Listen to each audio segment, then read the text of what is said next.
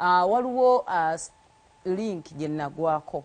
and bano abantu bali bawa testimonials we batandika okusula mu separate bedrooms okwawula ebitanda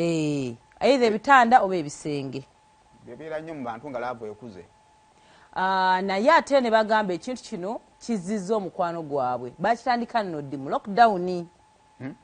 bamyaka ngemeka si bakulu bavuba myaka 3 bikiwe bityo naye nga bali married naye nno ng'omanye ekyakiviirako omanyi mu lockdown twagendanga nga musiba mwenna musula mwenna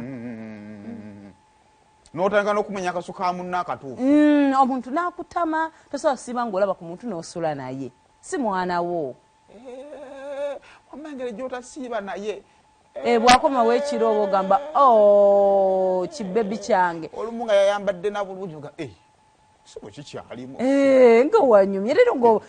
naye omuntu gw'osibye naye gw'osula naye so it is something kye nalowoozaako ate abantu tulina emize munnange lumu tugenda eyo yali party nga waliwo omukwano gwaffe gwe twali tukolera baby shower kakati nga tuli bangi ba mukwano so ne renting out zino ennyumba ezo stand alone ennyumba zaatu ze ba renting out kati ne tusula balinamu emifaliso mingi so twatekanga mufaliso buli wamu weyasanga weyagwa but at some point boys were sleeping in the same room biki kati ze nasula mu kisenge ekyalimu abalenzi onfuna naye munnange nga bw'oli kati oba byadda nnyo nga bwendi kati osuzuna balinza ebyedda byali biki nasula mu room kale yalimu abalenzi because nali organizinga kati nagenda obuliri obusigadde and it's okay with my friends naye bannange mu room gye nasula mwalimu omwana mulenzi nga generator engafuluuta yayinamu ku buto bannange ab'ebbuto mufuluuta bannange omwana oli yali afuluuta n'aseereza n'okuseereza omanyi katwalo generator banga ekkirira waliwatuka nabanga alinnya akasozi ate tebagambwako kakati nga mu byonna byonna byali awo nga nsiiga akafaananyi bw'aba asuze n'omuntu ku buliri bwe bumu ti girlfriend we olimba but I've had people complaining about people abafuluuta akazi babikuba empi pya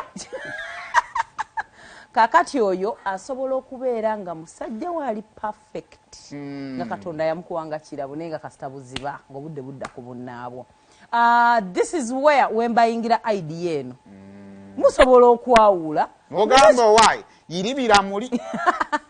abantu balina emize mingi abantu abamu boogera mu tulo bameketa amannyo waliwo abaloota batambula omuntu akutabukira mu kiro asinziira ku kirooto waloota ekirooto nga kya mukwano kale agenda kuweeweta buweewe ne bwaloota ekirooto nga alina gwakuba ekikono era naawe akikkuba bw'oba yayombyeko emisana zonna olutalo ne luddamu ekiro nga yeebase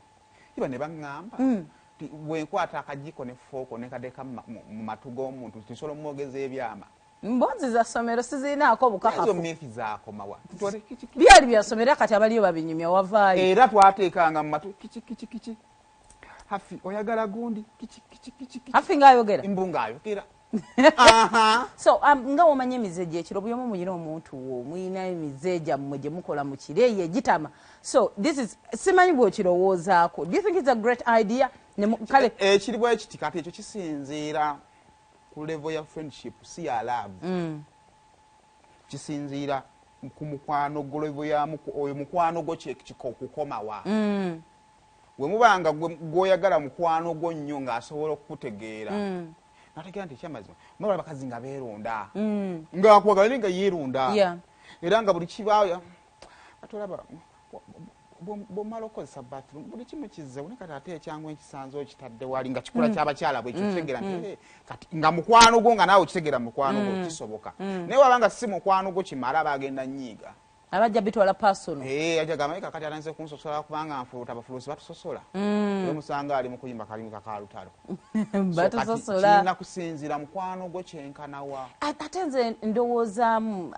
okay these are the things omuntu byosafari nga you've been single for too long bw'otuuka ng'okuze naye nga tolina kubeera ng'osula wekka ate n'oyiga osula wekka oyiga okwagala space yo ngaba naye zemanyagala ne bakambuliri bwange nga teri ankoonako teri akola ki naye me I think bw'olaba ng'omukwano gwammwe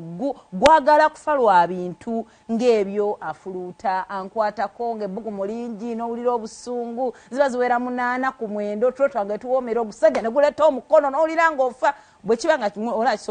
it is something kyolaba kisobola omukwano gwammwe teeka obufaliso omulala mu kisenge mukyogereko okusinga okwawukana ne munno nogamba yali afuluuta yali ankuba okugulu anti abamu beegaala mu buliri kyukyu nakuba eri okugulu akazi amu tuli bankindo ojja kunkuba mu lukindo olafuna obuzibu okitegeera so bwe kiba nga kyetagisa nti mwawule obuliri naye omukwano gwammwe gubeerewo mukyogereko mwawule obuliri time bwetuuka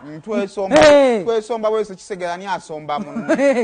amu awe ali nokukyusaamuko oli agula ekitanda kya vono ono mulala agula ekyaki mukyuseemuko oba si kitanda gukwata mufaliso teeka wali wansi sibirawo katimbako